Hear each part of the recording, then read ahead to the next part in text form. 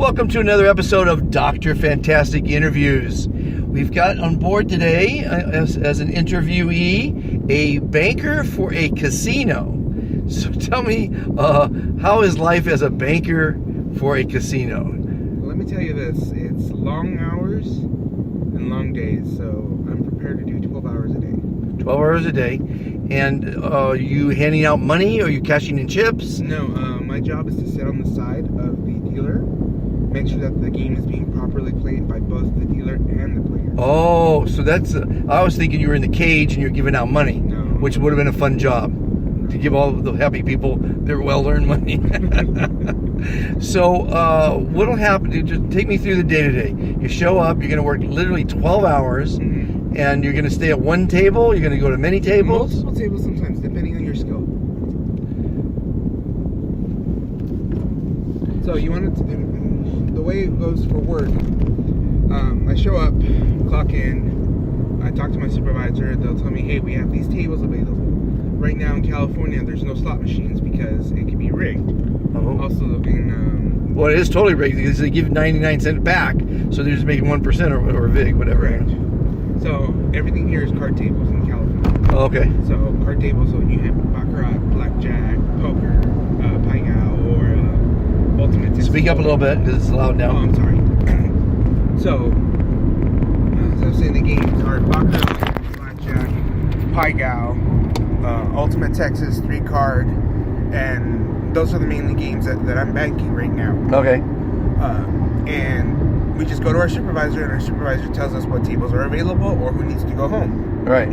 Priority goes to the people who need to go home. Right. And then later on... So it's a 24-hour yes, casino? 24-hour, 365 a year. Wow. Now, do you get tips? No, we don't make tips. The dealer gets tips. The dealer gets tips, yes. And the dealer doesn't take care of you at all. You're we give the dealer... You're nobody. We're a third party, essentially. And so when you see something go wrong, can you describe the last incident that went wrong? So a dealer ended up picking up money for a player without revealing their cards. And I'm like, wait, I can't let you pick up the money because I need to see what this player and the dealer had. So was it an honest mistake? It was an honest mistake, unfortunately. The dealer did end up getting written up for that. He got written up. Yeah, the dealer got written up because they're not supposed to pick up their money or their cards until after it's been revealed. Right. So, because the player kept saying, "Oh, I have a 4 of a kind." Well, let me see the 4 of a kind. There's 2 pairs already on the board. It's an Ultimate Texas. There's already 2 pairs, and they say they have a pair. Right. So I'm like, "Show me what you have," and he's like, "Oh, no, it's okay. The dealer trusts me." I'm like, "I don't trust you." The dealer trusts me. I don't trust you.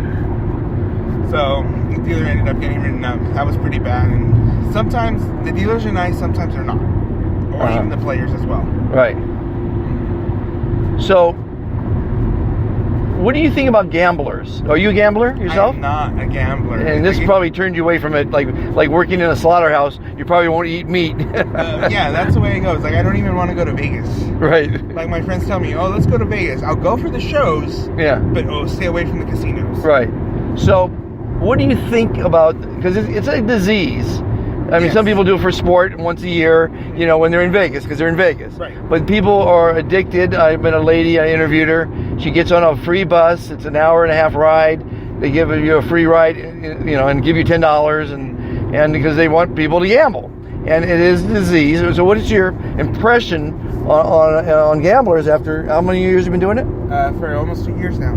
Okay. So what do you think about gamblers? It's definitely a disease. I see people coming in trying to make money for rent, paying child support, or avoiding child support.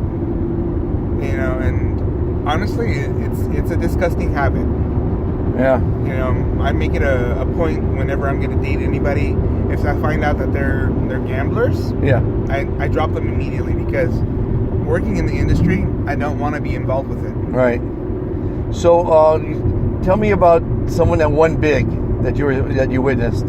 So the one time that I saw someone win something big was probably about $10,000 in one shot, and then sadly, within the next 45 minutes, they lost everything. Oh, couldn't walk away. They wouldn't walk away because the one thing that happens there a lot is more than often people get greedy once you get greedy, that's when you lose a lot. Right.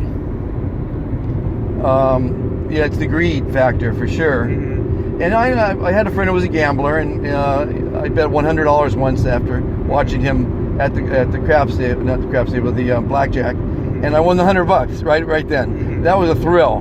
But Yeah. they really doing it for the thrill, not whether it's winning or losing. You Correct. know. Correct. The one thing that I hear a lot often there, oh, just one more hand, just one more hand. Yeah. Yeah. It's like a drinking. It's like it's not just going to be just one more drink. Right. It's going to be one after another, until they realize that they have a problem. Wow. Yeah. And then of course you get the free alcohol, which makes you looser to be stupid.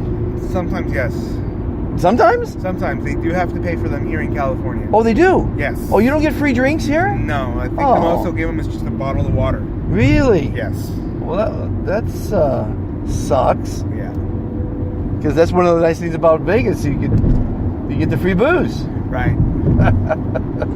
So we don't have to reveal your casino or anything, but there's quite a few. There's quite a few. Yes. Name the casinos in Los Angeles if you can. The ones off the top of my head are the big ones, which would be probably Hollywood Park, Bicycle, Hawaiian Gardens, the Pike, I think it's still open if I'm not mistaken. You also have the other biggest one around here is the Hustler Casino, Larry Flint's Lucky Lady as well. And none of them have slots, None of them have slots. No. and none of them can give you free booze. No. Wow. Unless you're opening up a private table, and then that's when they'll actually give you free booze. Oh, okay. Yeah. And what's that cost for a private table? You have to open up with at least minimum of whatever the corporation that works there. Uh-huh. They'll say for private games, sometimes they'll say, $5,000 minimum, Right. but you have to play them at like $50 a hand, Right. and sometimes it could be 10,000, within the thousands limits. Okay. That's what we ask. So you don't like your job. So what are you going to do next? Because you're I'm doing actually- this as a paycheck. you So know? to me, this is just a paycheck for now. Right. I'm actually going to school part time. Okay. So my next step is once I complete my degree in computer programming, starting computer programming. I'm just doing this as to pay for school. It's easy way to make money. Right. I make more than average than most other people. Sometimes I make up to $16, $17 an hour Doing this. doing this. Well, how does it fluctuate? So the way it fluctuates is depending on what game you know. So depending on a certain table, that's when your company will pay you $1 incentive for knowing the game, an extra $2 for staying extra. Gotcha. Yeah. Gotcha. Interesting. Well, like I say, this show is all about learning. I love to learn. I want the people listening to my podcast to learn.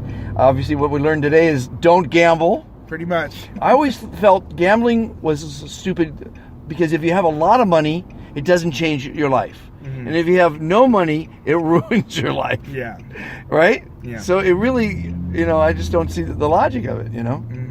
I'm glad I never got addicted to it, that's for sure. That's good. But I did really enjoy winning $100 in a nanosecond.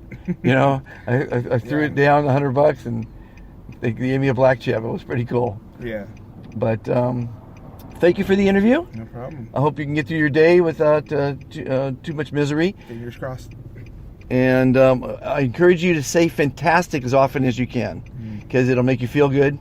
It releases endorphins, dopamine, and serotonin. Yes. It makes other people feel good. Yes. And I want you to be part of the movement. Awesome. Thanks for the interview. Thank you.